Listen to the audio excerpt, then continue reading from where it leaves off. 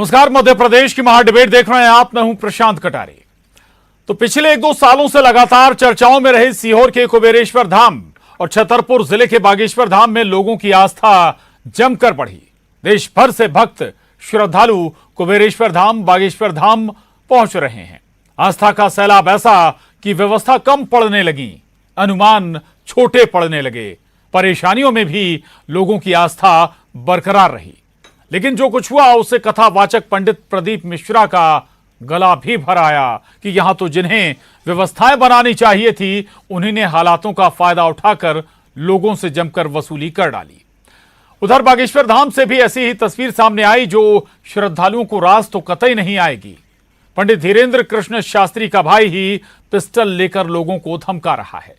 भले इसमें पंडित जी की कोई गलती ना हो, लेकिन धाम की साख पर तो बट्टा लगाया ही जा रहा है। इसीलिए हम कह रहे हैं कि हमें तो अपनों ने लूटा, गैरों में कहां दम था।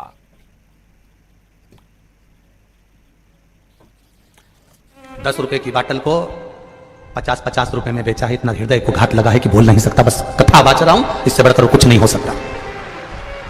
जहां का मैं गुणगान करता था कि आपको बुलाकर आनंद की वहां विचार करिएगा। यहां से सीहोर जाने के लिए लोडिंग में जिस व्यक्ति ने लोडिंग लगाई, एक व्यक्ति से मात्र रेलवे स्टेशन ले जाने के 300-300 रुपए लिए। उसका हृदय घात है। मुझे अंदर से दुखी हूं इस चीज के लिए। कितनी तमन्ना। बरहानपुर कथा करी, पूरे खोल दिया भंडारा दुनिया के लोगों ने। परवणी करी भंडारे खोल दिया, मालेगांव करी पूरे भंडारे खोल दिए।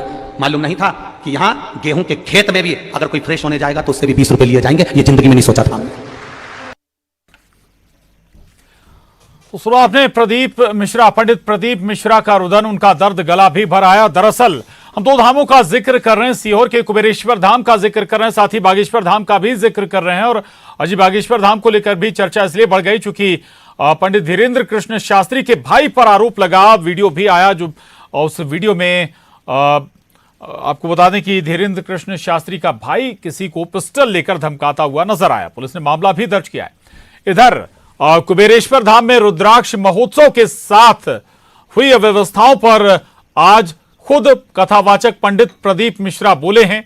उन्होंने यह भी सवाल किया कि दूसरी जगह जब वो कथा वाचन करने जाते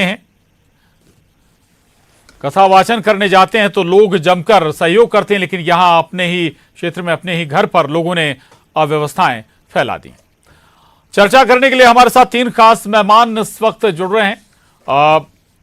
राजपाल सिसोदिया जी हैं, प्रवक्ता बीजेपी, बहुत स्वागत है राजपाल जी आपका। जेपी धनुपिया जी, प्रवक्ता कांग्रेस, आपका भी बहुत स्वागत है। और वरिष्ठ पत्रकार दिनेश गुप्ता जी हमारे साथ हैं, आपका भी बहुत स्वागत है।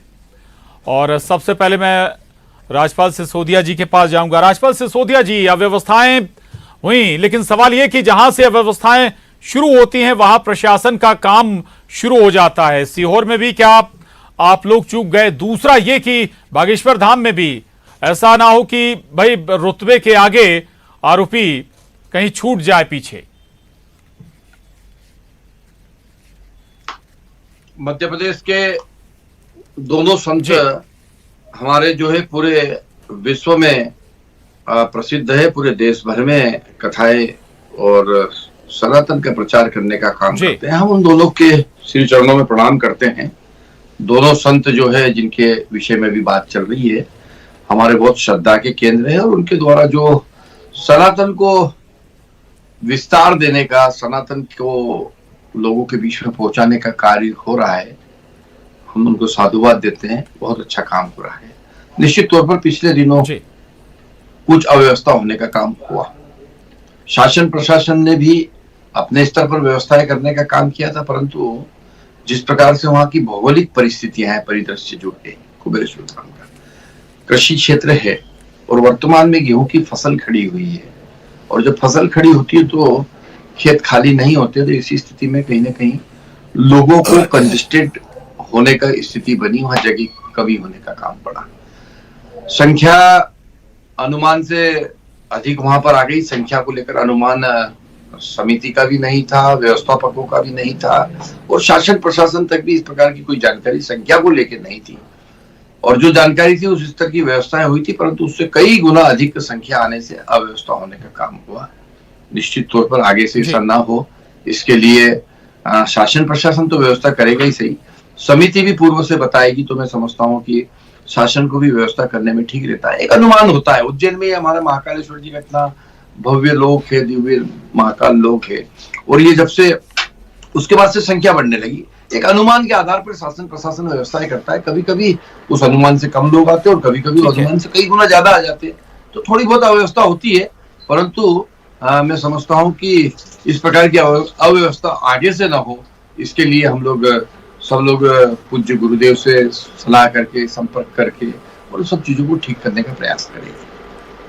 चलिए ठीक है। जेपी धनुपिया जी, दो प्रकरण हैं, दो मामले हैं। एक तो सीहोर वाला मामला सबके सामने है कि भाई क्या हुआ क्या नहीं हुआ, लोग परेशान भी हुए, देश भर से लोग पहुंच गए, व्यवस्थाएं गड़बड़ा गई, प्रशासन की यहाँ पर क्या भूमिका होनी चाहिए थी। दूसरा बागेश्वर धाम का मसला भी है। बागेश्वर धाम में पंडित धीरेन्द्र कृष्ण शास्त्री के छोटे भाई का वीडियो सामने आया, पिस्टल से वो लोगों को धमका रहा है। यहाँ पर प्रशासन की क्या भूमिका, और इन दोनों प्रकरणों पर कांग्रेस का नजरिया क्या है? जी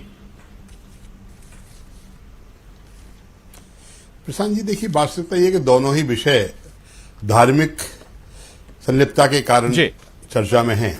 मैं दोनों ही संतों को, महापुरुषों को प्रणाम करता हूं, लेकिन मैं अभी सुन रहा था भाई राजपाल सिंह सिसोदिया जी को, उन्होंने स्वीकार कर लिया कि हाँ प्रशासन की कमी है, प्रशासन की गलती है, प्रशासन अब भविष्य में ध्यान रखेगा, दोबारा नहीं करेगा। तो बचता क्या चर्चा करने के लिए? भाई कोई भी संत या कोई भी महात्मा या कोई भी महाराज कोई भी कार्यक्रम आयोजित करते हैं तो व्यवस्था करने का काम शासन का होता है, प्रशासन का होता है, क्योंकि व्यावसायिक गतिविधि तो होती नहीं है, ये तो धार्मिक गतिविधियां हैं, सांस्कृतिक कार्यक्रम है। इसके अंदर तो व्यवस्था करने की जिम्मेदारी उन लोगों की है जिन्होंने आपने परमिशन दी है, अनुमति दी है कार्य करने के लिए, वहां आयोजित करने के लिए। सीहोर के अंदर भी इससे पहले भी, आज से 5-6 महीने पहले भी स्थिति बिगड़ी थी, तब भी रुद्राक्ष मिश्रण के नाम पर इस तरह की व्यवस्था हुई। आखिर पंडित प्रदीप मिश्रा जी को बड़ी मतलब दुख के साथ अपनी व्यथा करना पड़ी थी और शासन ने, सब लोगों ने माफी मांगी थी। तो आज ही वो स्थिति वही बनी है, तो शासन जिम्मेदार है। इसे कहा प्रदीप मिश्रा जी जिम्मेदार हो गए? भाई ये उनका अपना एक वह है, उनका प्रभाव है, उनके प्रति लोगों का आकर्षण है, आस्था है कि लोग ज्यादा आए। कोई आने की लिमिट तो दी नहीं थी आपने, आएंगे ये नहीं आएंगे, पास है ये गैर पास का व्यक्ति है। लेकिन तो प्रशासन को चाहिए था कि व्यवस्था बनाते कितने लोगों को हम कहां भेजें, उनकी व्यवस्था आगे बढ़ जाए, उनका कार्यक्रम आगे बढ़ जाए, तब दूसरे लोगों को करना चाहिए। तो पूरा का पूरा जो फेल्यूर है ये प्रशासन का है, डिस्ट्रिक्ट एडमिनिस्ट्रेशन का है, और माफी मांग चुके हैं मेरे भाई ऑलरेडी। तो मैं समझता हूं कि माफ करने के कारण दंडित तो किया जाना चाहिए ना, कि माफी किस बात की? वहां के जिला प्रशासन के अधिकारियों को, चाहे कलेक्टर हो, चाहे एसपी हो, चाहे और दूसरे अधिकारी हो, इन पर कार्रवाई होनी चाहिए। निश्चित रूप में कार्रवाई होने की जिम्मेदारी, क्योंकि आम जनता जो परेशान हुई है इन लोगों की गलतियों के कारण हुई है, इनकी जिम्मेदारी थी। पंडित मिश्रा जी कोई गलती नहीं है, वो तो बहुत बड़े मतलब संत हैं, महात्मा हैं, अपनी बात कर रहे हैं, लोगों को विश्वास है, उनके प्रति आ रहे हैं लोग, उसमें क्या रहेगा? मैं भी व्यक्तिगत उनके प्रति श्रद्धा रखता हूं, मैं भी उनके प्रति आकर्षण में रहता हूं। इसलिए मैं मानता हूं कि भारतीय जनता पार्टी के लोगों को उन पर कार्रवाई करना चाहिए जिनके कारण अवस्था फैली है। और जहां तक अब बागेश्वर धाम की आप बात करते हैं, तो धीरेन्द्र शास्त्री जी के भाई के जो प्रकरण है, तो धीरेन्द्र शास्त्री जी का उसमें क्या इन्वॉल्वमेंट है? कोई भी किसी का भाई कहीं भी किसी का होता है, किसी रोते है, तो मैं नहीं समझता कि उसको इस तरह जोड़ कर चर्चा करना चाहिए। अगर उनके भाई का कोई अपहरण है या प्रकरण है या किस तरह कोई केस है, तो उस पर अलग से चर्चा होना चाहिए। उनके नाम के साथ जोड़ना, मैं समझता हूं ये सीधा बागेश्वर महाराज जी के साथ में अन्याय है, ये नहीं करना चाहिए प्रशासन को। जी चल ठीक है, मैं आता हूं आपके पास अगला सवाल लेकर। आपको एक और अपने मेहमान से मिलवा दें। महायोगी पायलट बाबा जी हमारे साथ जुड़े हैं, महामंडलेश्वर हैं जूना अखाड़ा के। बहुत स्वागत है आपका महायोगी पायलट बाबा जी।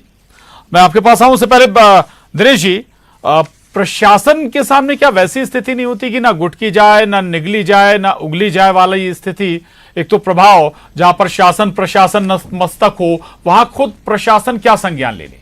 नहीं, कई बार प्रशांत जी ऐसी स्थितियां हो जाती हैं कि प्रशासन जो है कुछ निर्णय कर नहीं पाता। और खासकर ये जो हमारे यहाँ जिस तरह से धार्मिक आस्था का मामला होता है ना, जब धार्मिक और सांस्कृतिक कार्यक्रम होते हैं और फिर सरकार का रवैया उस पर नरम होता है, तो प्रशासन फिर उस तरह से अपना प्रशासन नहीं चला पाता। अब देखिए, अल्टीमेटली ये जिम्मेदारी किसकी थी? ये कहना बहुत आसान होता है कि प्रशासन की जिम्मेदारी है, लेकिन जिसने भी ये आमंत्रित किया है, अल्टीमेटली वो एक प्राइवेट जो है धर्मगुरु हैं, उनका एक निजी कॉल है, उनका एक निजी कार्यक्रम है। उसमें तो उनको तो प्रशासन से सहयोग उन्हें मांगना चाहिए, प्रशासन को उनके पास नहीं जाना चाहिए। आप देखिए उल्टी गंगा बहाने की कोशिश जो है धर्म के नाम पर कभी नहीं होना चाहिए। ये अनुमान उन्हें नहीं था कि आस्था में कितने लोग आ रहे हैं, क्योंकि देखिए आस्था और अंधविश्वास कितने लोगों को है इसका अनुमान कभी भी नहीं लगा जा सकता, क्योंकि कहीं ना कहीं असुरक्षा का भाव होता है, तभी तो लोग धर्मगुरुओं के पास जाता है। लेकिन आपके पास यदि लोगों को रुकने के, उनके पानी पीने के, इन सब के इंतजामात नहीं है तो फिर आप कॉल क्यों करते हैं? अल्टीमेटली देखिए नैतिक रूप से आपको अपनी इसकी जिम्मेदारी लेनी पड़ेगी। कोई ऐसा नहीं है कि आप प्रशासन के सर पर डाल दें, राजनीतिक दल के साथ प्रशासन की जिम्मेदारी। प्रशासन क्या कर सकता है? यदि जो आश्रम है उसने व्यवस्था नहीं की, आप देखिए प्रशासन ने सिंहस्थ जैसी जिम्मेदारी होती है तो प्रशासन करता है। आप कुंभ होता है, कुंभ में आपने इस तरह की घटनाएं देखी कि जो सरकारी इंतजाम होता है हो जाता है, लेकिन जो प्राइवेट हैं तो प्राइवेट इंतजार में जो जिसने भी ये आयोजन किया है, आप एक कथा करते हैं तो कथा में लोगों के बैठने की व्यवस्था करते हैं, तो प्रशासन थोड़ी करता है। अल्टीमेटली आपको ये इससे बात नहीं होती कि मेरा लोगों से लूट लिया, लोगों को पैसा ज्यादा लिया, ये आपको देखना चाहिए कितनी बसें चल रही हैं, लोगों को लाने ले जाने का क्या इंतजाम है, प्रशासन से समन्वय करके समिति बनाई जाती है, स्वयं सेवक लगाए जाते हैं। तो यहाँ तो ऐसा कुछ भी नहीं था ना, तो इसलिए ये कहना प्रशासन की जिम्मेदारी, मुझे नहीं लगता कि ये ठीक है। ठीक बात है। महायोगी पायलट बाबा जी हमारे साथ हैं, बहुत स्वागत है सर आपका एक बार भी। बाबा जी, सीहोर में बड़ा आयोजन हुआ, लाखों लोग पहुंच गए और आज पंडित प्रदीप मिश्रा जी बोले हैं, उन्होंने दुख प्रकट किया है, कई और बातें भी वो बोले हैं, लेकिन सवाल ये है बाबा जी कि अगर आयोजन आप कर रहे हैं तो व्यवस्थाएं भी आप ही करेंगे ना? करेंगे या आसपास के लोगों पर, गांव वालों पर डाल देंगे? जी नहीं जी, हेल्प लेना पड़ता है, मैनेज करना पड़ता है, ऑर्गेनाइज होना पड़ता है, तब कार्यक्रम दिया जाता है। अहंकार में अगर काम नहीं किया जाता है, आदमी के ज्यादा हो जाने से अहंकार में नहीं होना चाहिए, क्योंकि वो जीवन का तत्व जी,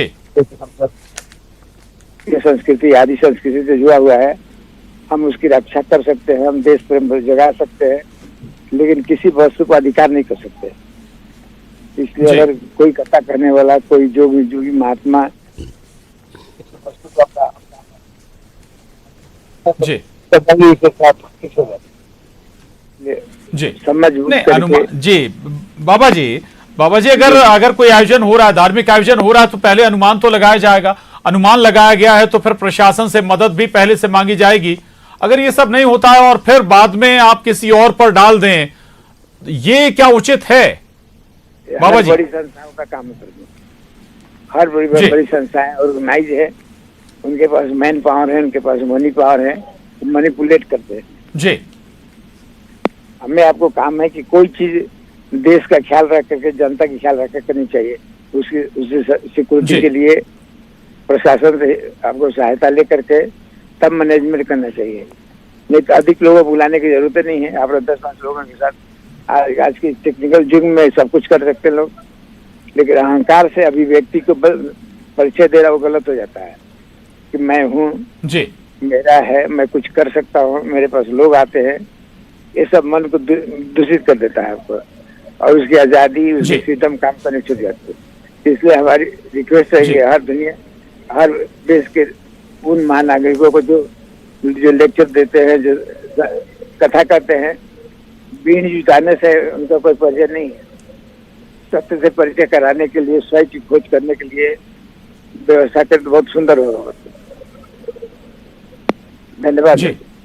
ठीक बात जी, चलिए बात राजपाल जी के पास में जाऊंगा। राजपाल जी, 2-3 बातें हैं। एक तो जिक्र चलिए सीहोर का हो गया, मैं बागेश्वर धाम का भी जिक्र करूंगा। ऐसा तो नहीं है कि भाई दबाव में, प्रेशर में, चूंकि चुनावी साल है तो वोट के लिहाज से शासन प्रशासन भी दबाव में हो, भाई कोई कहीं कुछ गड़बड़ हो रहा है तो उसे भी नजरअंदाज किया जा रहा हो। ऐसे धामों के आसपास अक्सर होता यह है कि भाई जमीनों पर कई बार कब्जा हो जाता है, लोग आसपास रहने वाले परेशान होते हैं। तमाम बातों पर संज्ञान है आपका, प्रशासन का?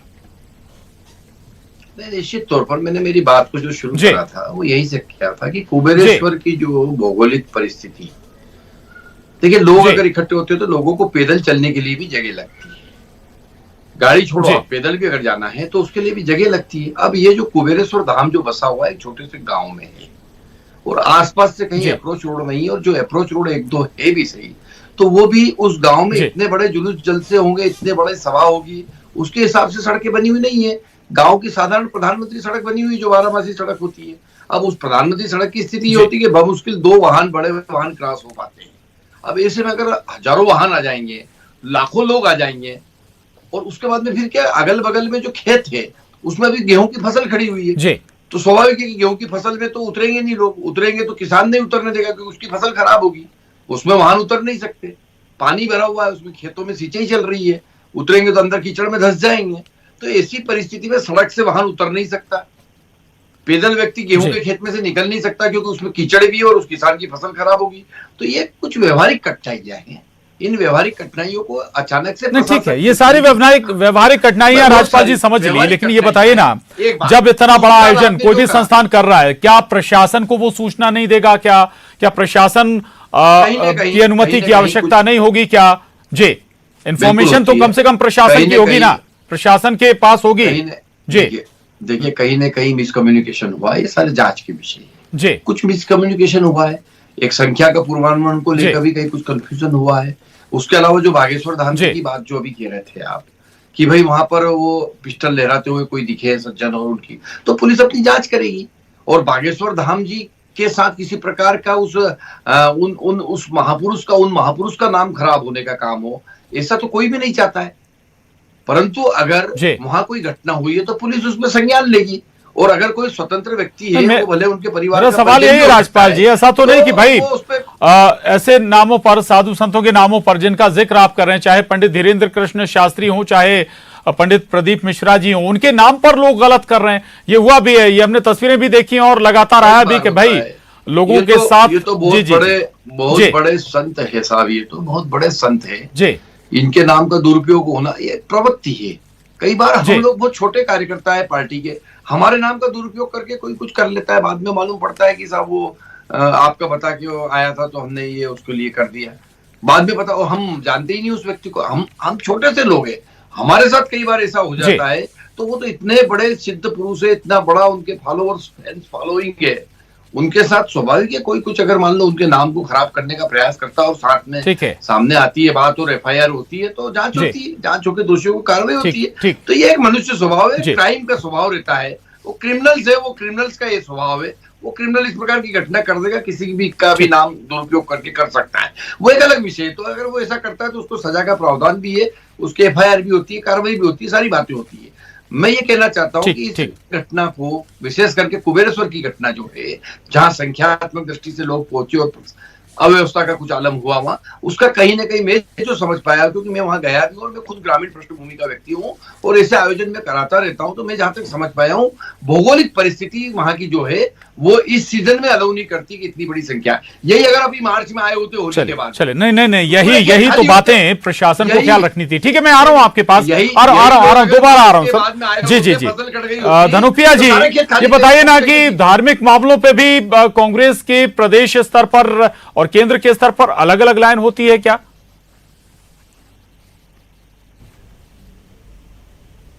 ऐसा क्या हुआ, आप बताइए मुझे, क्या स्थिति है? जी, आचार्य प्रमोद कृष्णम कह रहे हैं, आचार्य प्रमोद कृष्णम का ट्वीट आपको याद होगा। जी वो कह रहे हैं कि भाई बाबा जी को पता नहीं कि वो उनके भाई के खिलाफ एफआईआर दर्ज होने वाली, भूत प्रेत ने नहीं बताया कि एफआईआर दर्ज होने वाली है। व्यक्तिगत राय के आधार पर कृष्ण प्रमोद जी क्या बोलते हैं ये उनका अपना व्यक्तिगत मामला है, कांग्रेस पार्टी की बात नहीं है। कांग्रेस पार्टी के वो प्रवक्ता नहीं है, वो अपने स्वयं कांग्रेस के नेता है, लेकिन व्यक्तिगत राय रखने का सबको अपना अधिकार है। मैं तो आश्चर्य बात का कर रहा हूं कि जब सीहोर के अंदर घटना पहले हुई तब की आपसे कोई जांच नहीं हुई, अभी घटना हुई कोई जांच नहीं हुई, जो दोषी लोगों में जिम्मेदारी सब नहीं की। जैसे पंडित प्रदीप मिश्रा जी कहां से जिम्मेदार हो जाएंगे? उनने कोई एक्सपीरियंस होता तो आपको चावल तो नहीं दिए ना। जब आप राजनीतिक कार्यक्रम करते हैं, जब लोगों को भर के लाते हैं, ढोकर लाते हैं, तब तो आप हजारों लाखों की संख्या के लेकर आते व्यवस्था कर देते हैं, तब सरकार की जिम्मेदारी नहीं होती है क्या आप इसको करें? आपको प्रशासन ने लिख के दिया था आएंगे, और उन्होंने तो एक दिन पहले ही 2 लाख लोगों को बांटना शुरू कर दिया, भाई आए लेके जाए। तो मैं तो कहता हूं कि इसमें जिम्मेदारी सीधी सीधी सरकार की है, राज्य सरकार की है। पंडित मिश्रा जी ने कोई कार्यक्रम निमंत्रण छपा के नहीं किया, उन्होंने आस्था के प्रति कहा, आस्था के कार्यक्रम में आप आइए, स्वागत है आपका, लोग आए। अब मैं कहता हूं कि 1 करोड़ भी आ सकते थे, 10 लाख 5 लाख की क्या बात है, ये तो एक सोचने की बात है। लेकिन मैनेजमेंट क्या होता है, व्यवस्था क्या होती है, कलेक्टर क्या होता है, एसपी क्या होता है, और दूसरे अधिकारी क्या होते हैं, इनने क्या किया, इसे इनको उस पर पर्याप्त जवाब नहीं मिला धनुपिया जी। आचार्य प्रमोद कृष्णम आपके कांग्रेस वो के बड़े आचार्य चेहरों में गिने प्रमोद जाते कृष्णम हैं, जी अगर कोई बात आचार्य- सहमत नहीं आप तो उनकी व्यक्तिगत हो जाएगी। जी नहीं देखिए मैंने आपसे क्या बोला, बड़े जी। चेहरे सभी है, कांग्रेस के नेता है, लेकिन कांग्रेस के जी। प्रवक्ता के द्वारा जो बात कही जाती है वो कांग्रेस पार्टी की बात कहलाती है। मैं आदरणीय प्रमोद कृष्ण जी का सम्मान करता हूं, उन्होंने जो कही है बात अपने व्यक्तिगत स्तर पर कही है, उनका अपना एक अलग स्थान है, वो एक धार्मिक व्यक्ति है, वो जानते हैं सारी चीजों को। उन्होंने क्या कहा इसे कांग्रेस पार्टी के साथ जोड़ के गलत तरीके से व्याख्या करना अच्छी बात नहीं है। ठीक ठीक बात है। दिनेश जी, क्या आंखें मूंद लेनी चाहिए क्या प्रशासन को? जिस तरह की बातें हो रही, चर्चाएं हो रही, ठीक है, इसमें सीधी कोई गलती ना तो पंडित प्रदीप मिश्रा जी की और ना ही पंडित धीरेन्द्र कृष्ण शास्त्री की, लेकिन कहीं तो कुछ गड़बड़ है, कहीं तो चूक हो रही है।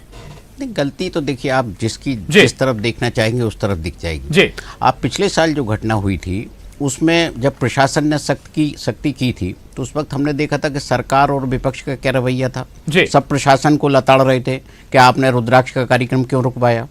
भाई यदि व्यवस्था बनानी है तो आपको सख्ती तो करना पड़ेगी ना। प्रशासन यदि सख्ती करता है तो आपत्ति है, प्रशासन लिबरल होता है तो आपत्ति है। देखिए ऐसी चीजें नहीं हो सकती। आप देखिए जैसा राज्यपाल जी कह रहे थे, यदि वो जगह नहीं थी, इतनी कंजस्टेड थी, तो प्रशासन को प्रारंभिक तौर पर अनुमति नहीं देनी चाहिए, उसकी जिम्मेदारी है। और यदि अनुमति दी थी उन्होंने तो उनको फिर जो है ये सारा जो एक ट्रैफिक प्लान होता है, सब कुछ होता है, वो उसको बताना चाहिए और जनता को बताना चाहिए कि इस एरिया का ये ट्रैफिक प्लान है, यहाँ से जाएगा। और स्टेट हाईवे आप कैसे रोक देंगे? स्टेट हाईवे पर इतना ट्रैफिक कैसे आ सकता है कि दोनों साइड आ जाएं? तो कहीं ना कहीं कोऑर्डिनेशन एक अलग विषय है और कम्युनिकेशन भी इसमें है। यदि प्रदीप मिश्रा जी के लोगों ने, उनका जो एक कोई समिति नहीं थी, उन्होंने कम्युनिकेट ठीक से नहीं किया तो वो भी है। अल्टीमेटली दोनों को नैतिक जिम्मेदारी लेना पड़ेगी, क्योंकि आप किसी की भी मौत, एक व्यक्ति की भी मौत यदि इस घटना में हुई है तो इसके मामले में किसी को तो लेनी पड़ेगी। आप देखिए जब हरिद्वार में घटना होती है तो वहाँ का गायत्री परिवार जिम्मेदारी लेती है कि हाँ उनके कारण जो है हमारे यहाँ घटना हुई, उन्होंने अपनी नैतिक जिम्मेदारी ली। तो इस मामले में स्वीकार करना चाहिए सभी को कि हमारी गलती थी, हमें इतनी छोटी जगह पे इतनी बड़ी संख्या में लोगों को नहीं बुलाना चाहिए। यदि आप हर जिले में, हर शहर में जाकर रुद्राक्ष बांटेंगे तो शायद नहीं होगा। आप देखिए कोई भी आदमी जब लोकप्रिय होता है, आपने कभी सुना कि किसी शंकराचार्य जी के नाम का दुरुपयोग हुआ हो, किसी अखाड़े के नाम का दुरुपयोग हुआ हो? वहां भी तो लोग साधु संत रहते हैं ना, वो भी अपना एक चलाते हैं। लेकिन आप रातों रात लोकप्रिय होकर आपके नाम का दुरुपयोग होने लगता है तो कहीं ना कुछ ऐसा लगता है कि आप लोगों की आस्था से खिलवाड़ कर रहे हैं। जी ठीक है, ठीक है। राजपाल सिसोदिया जी, पुराना जो घटनाक्रम था उसका जिक्र दिनेश जी कर रहे थे, उससे भी आप लोगों ने सीख नहीं ली क्या? सीख लेने का भी काम किया, ट्रैफिक प्लान भी बनाया था, जैसा आदरणीय गुप्ता साहब अभी बता रहे ना, वो ट्रैफिक प्लान भी बनाया सब कुछ। पर संख्या जब बहुत ज्यादा आ गई, जो अनुमान था उससे कई गुना ज्यादा जब संख्या आ गई तो वो सारी व्यवस्थाएं छोटी पड़ गई। और वही प्रश्न है यहाँ पे कि अव्यवस्था हुई तो अव्यवस्था कब होती है? राजपाल जी, एजेंसियां आपके पास होती हैं और कुबेरेश्वर धाम मध्य प्रदेश से कहीं बाहर का नहीं है। देखिए संख्या बाहर से आ गई ना साहब। पूरा महाराष्ट्र से इतना भयंकर ट्रैफिक आया, उसको पूरा उज्जैन में भी रोकने, उज्जैन में भी दर्शन कराने का काम किया। उज्जैन में रातों रात जो है प्रशासन ने व्यवस्थाओं को 3 गुना बढ़ाने का काम किया। जैसे ही कुबेरेश्वर धाम में लोग नहीं पहुंच पाए और इस प्रकार की अव्यवस्था हुई वहां, तो उसके तत्काल बाद में, क्योंकि वो लोग उज्जैन पे आना था, उज्जैन प्रशासन को मैं साधुवाद देता हूं कि उन्होंने इतनी बखूबी से रातों रात इंतजाम करने का काम किया। चले राजगढ़ से लगा के वक्त की कमी है, माफी के साथ रोकूंगा राजपाल जी, लेकिन पंडित प्रदीप मिश्रा जी ने अगले साल फिर रुद्राक्ष महायज्ञ करने का ऐलान कर दिया है, आमंत्रित भी कर दिया है। हो सकता है कि रुद्राक्ष ना बांटे, लेकिन यह जरूर दावा किया कि फिर वही व्यवस्थाएं होंगी। अब अगर फिर से गड़बड़ी होती है तो जाहिर है कि प्रशासन क्या फिर मूक दर्शक बनेगा। इसलिए कम से कम पुरानी घटनाओं से सीख जरूर लेनी चाहिए शासन प्रशासन को। बहुत शुक्रिया आप सभी खास मेहमानों का, धन्यवाद।